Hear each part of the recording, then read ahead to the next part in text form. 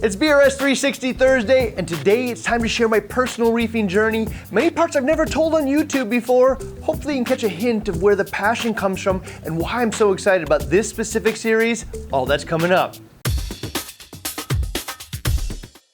Hey, I'm Ryan. This is the BRS360, a journey of taking everything that we've learned about reefing, taking that full circle and transforming those experiences into a 360-gallon reef tank.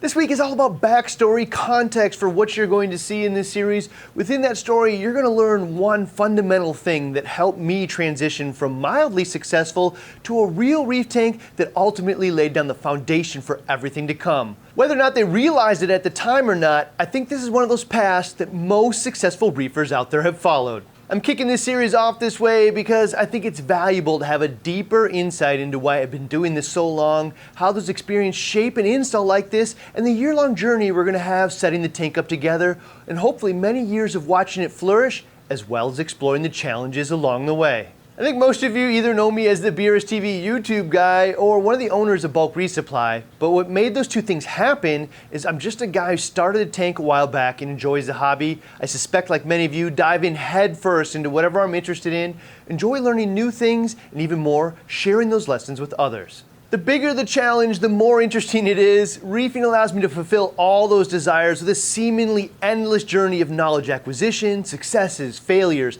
and the opportunity to share them both with others. A perfect hobby for me, and why I've been doing it so long, and why reef tanks have even flowed over into a professional journey. The personal and professional journeys are different paths. This week's all about that personal journey. Next week, we get to see the entire picture of where BRS and even BRStv came from in that evolution. Well, intertwined, they're separate, unique adventures that have shaped my reefing path differently. So starting with my first tank, not surprisingly, a bulk of this will be related to the experience with my first tank. That first tank shaped the hobby for me, and I bet many of you as well. Most of us will either fail in that first year or make it past 12 months, get a taste of the dream, and reefing will be in our DNA for life. I believe there are three types of reefers who make it past 12 months. Those who had a solid source of information from the beginning and the wisdom to listen to those who came before them. Those that didn't, but have a mentality of success at all costs through strong intuition and sheer willpower. And of course the lucky, or like me, a combination of all that coming when I needed it most. That first tank went up in 2004. I had zero knowledge on reef tanks or what's involved at the time. We were just in a fish store one day and I decided I wanted one. How hard can it be? Decided that $2,000 was a fair budget for the project and saved up over the next few months to make it happen. In that time, I did enough research to decide I wanted a 90-gallon tank because bigger tanks were easier in many ways. But one day I walked into a fish store with $2,000 in hand and said, "Tell me what I need to set up a saltwater tank." And I gotta tell you, at the time, it was a huge letdown because no one there really wanted to spend the time walking me through this. I left and went to another store a block away and had the same experience. I was kind of blown away that no one wanted my $2,000 and went home with nothing. Now, I've been telling that story for 15 years with overwhelming disappointment in that experience. I mean, they sell fishing equipment. Shouldn't they be able to tell me what I need? Well, I had an epiphany this week. While working on this episode, the problem was me, not the store. We both could have done better, but I'll own my expectations were totally out of line with reality. Imagine I walked into a Williams-Sonoma and said, "Tell me what I need to be a chef." They'd laugh at me because that expectation is ridiculous. They can give me 10 minutes worth of tips, a guidebook, and then sell me some useful tools. Like many great challenging hobbies, reefing is a rabbit hole of knowledge, and while the best people at the store can be a solid resource, unless you live next to the best out there, and paradoxically, they have hours of free time to give guidance, there's going to be multiple sources of knowledge here. My only wish is one of those stores had something like a starter kit that came with everything that I needed, some brief written instructions to get me rolling. I've seen that at some of the better stores out there, and it's a ton of help to everyone involved. I tell that story because that experience is the foundation of everything that would come later. Everything personal and professional traces back to that moment that I walked out of the store with nothing but the money I walked in with. I didn't realize what I'd learned that day until a decade later, but it's not that reefing's actually all that hard. The missing piece preventing success for many is obvious sources of easy to access, quality, reliable information. An amount of information that certainly goes way beyond what a single person can tell you in 10 minutes or even an hour. So I shrugged off that experience and descended down the path or stage that I'll call sheer willpower that I'm sure many of you can identify with, particularly those that have been doing this a while, because knowledge was not as easy to access in the early 2000s and prior as it is today. I decided to figure out saltwater tanks on my own. In 2004, YouTube didn't even exist, so that wasn't an option. After reading several books, I understood a lot of theory, but the books were more theory than guidebooks or instructional, and often somewhat dated, almost like reading the theory of cooking with only the loosest of recipes, difficult to apply my particular desires, tastes, or at least successfully. This is where reefing forums came in 2004. I can say with near certainty that forum communities like Reef Central were the #1 source of knowledge transfer and the foundation many reefers built their knowledge sets off of. That said, just like my expectation for the store just handing me all the information was ridiculous, I think I was using the forums wrong as well. Forums provided me an awesome arena to have fun exploratory discussion with my peers where facts, plausible but proven theory, simple opinions, anecdotal experiences, and complete falsehoods all presented and debated equally for the evolution of the hobby. That said, I'm just going to say it like it was. What makes it awesome for discussion, debate, and evolution makes it a difficult source of knowledge to decipher as a brand new reefer. Double so if you don't have unlimited time to throw at new tank research. Well, there was a treasure trove of information on RC. The challenge was sifting through all the noise. Find the best, highest percentage success advice was like panning for gold, where the best advice isn't just hidden within the sand, but I hadn't figured out how to spot the fool's gold yet either. The nature of an open community experience is you may get a dozen or more answers to the exact same questions, almost all of it conflicting personal experiences, pretty far from clear who I should have been listening to. I enjoyed the experience, and the community is half of what makes this a hobby for me, but if I'm being honest, it was a bit bumpy road in the beginning as I learned to pan for gold or find the information gems. In the end, I just made some decisions based on all that information and just moved forward. I bought a 90-gallon tank and started stocking it. You have to forgive me, but digital cameras and phones then are not what they are now, so I have pretty limited shots of this. This is about what the tank looked like for the first year. At the time, I was pretty proud, but obviously far from the best, particularly in comparison with today's tanks. At this point, I found that sea of uncoordinated advice from sources that I didn't vet well and probably didn't share my own desires or budget produced a now predictable patchwork of results with mostly sheer willpower holding it together. Sadly, almost every piece of equipment on the tank eventually got replaced, some more than once because it either failed, flooded on my floor, or wasn't adequate for the job.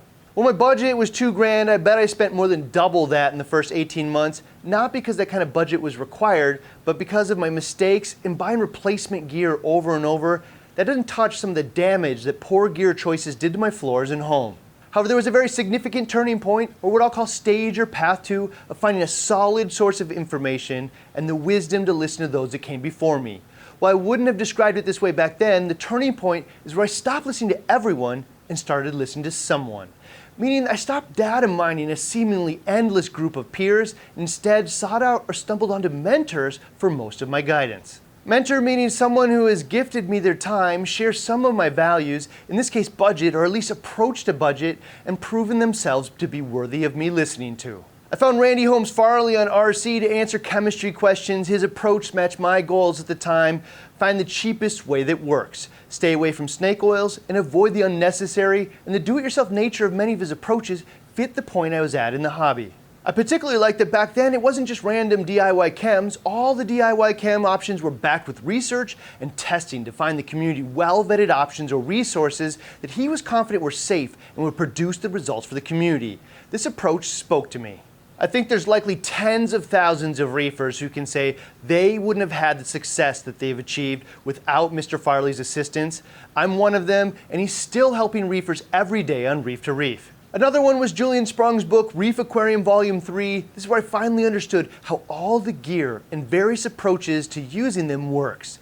Not just individually, but how they all work together to achieve the desired goal. Julian knows how to balance known fact with likely fact based on decades of experience to help reefers produce desired results. For me, going to MACNA and IMAC and listening to the academics and their research, in particular Anthony Calfo's advice on propagation, was what inspired my desire for propagation later. But I think more important than anything else, I upped my forum game. You may do this differently, but I did this by shifting from the global forum of strangers to my local club's TCMAS forum, where most of the people here knew each other, have met at meetings, see each other at fish stores. There's a whole different level of accountability. Not just in the quality of information shared, but also the respect for each other. The nature of the local TCMAS club was most of the people in it had been doing this for a long time. Almost everyone openly shares pictures of their tanks and results, more likely to admit mistakes, and in a smaller, more visible pool, it was easier to find the people with the best, most helpful advice. In fact, the personal accountability within the local group made poor or reckless advice what I'd call exceedingly rare. One guy in particular showed me more than I could have ever hoped. I'm not sure if he knew it or not, but David Grigger was my reefing mentor amongst a slew of other things. He showed me how to source and automate do-it-yourself two-part, which 15 years ago was not as straightforward as it is now. In fact, if you search for him, you'll find that he was voted Neptune's Reefer of the Year. He's saving other people's tanks, sourcing DIY chems, all kinds of things. In fact, when I needed a dehumidifier to help with what my frag tanks were doing to my house, he offered his to me for free. When I didn't need it any longer, his only request was for me to find another reefer who could use it. If you haven't done it already, check out the best reefing forum out there now, which is Reef to Reef, and then look in the club section to see if there's a local club around you. You might find a bit tighter knit community within the larger one and a balance of information between the two. Potentially one for direct advice and one for further exploration. At least that's what I've found. There were many others out there that helped me as well, and I hope they forgive me for not mentioning every last one of them, but I was better set up for success now, not listening to everyone, but listening to people who match my desires, budget, and mentality, but also proved themselves to be quality sources of information, and I was having a totally different level of success now.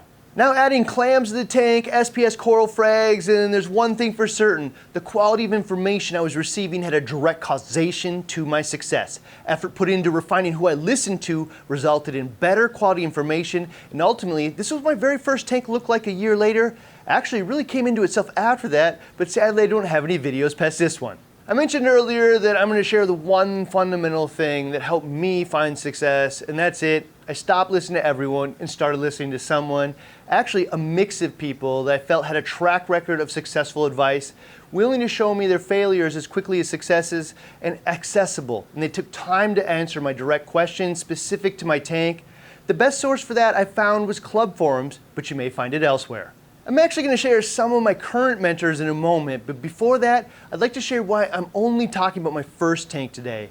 Outside of that first tank being the foundation, the most critical step in my journey, I don't have to share most of my other tanks because you've already watched many of them. For those of you that have been watching the longest, maybe you remember Reed and I's first How to Set Up a Saltwater Tank series, where we followed the setup and progress of a tank that got upgraded over the years from my basement to bedroom to office.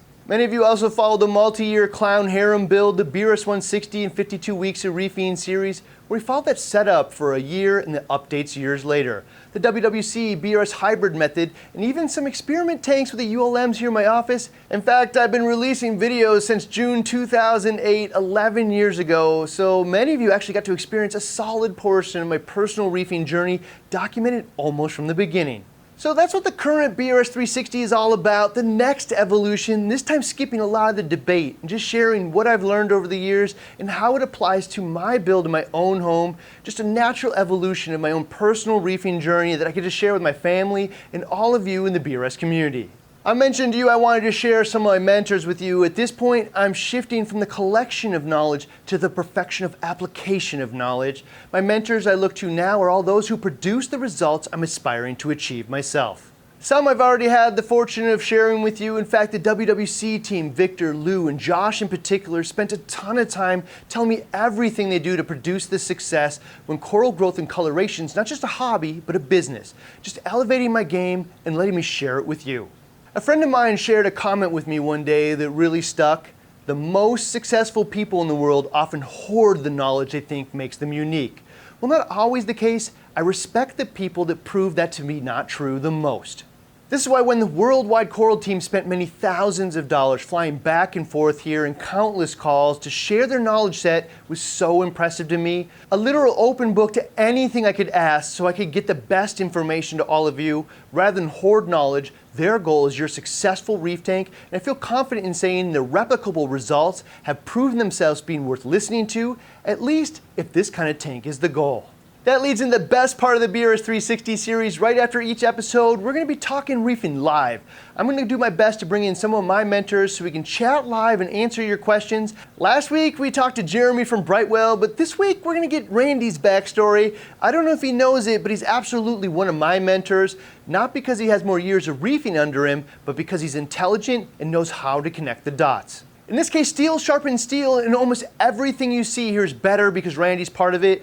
Really, I could say that about the entire video team, Dave, Carlos, Aaron, and Josh. But in just a couple hours, we're gonna go live with Talking Reef Tank Journeys. I'll answer any of your questions, as well as dive into Randy's reefing journey, which is very different than mine. So click this link to join us or see how it all went down.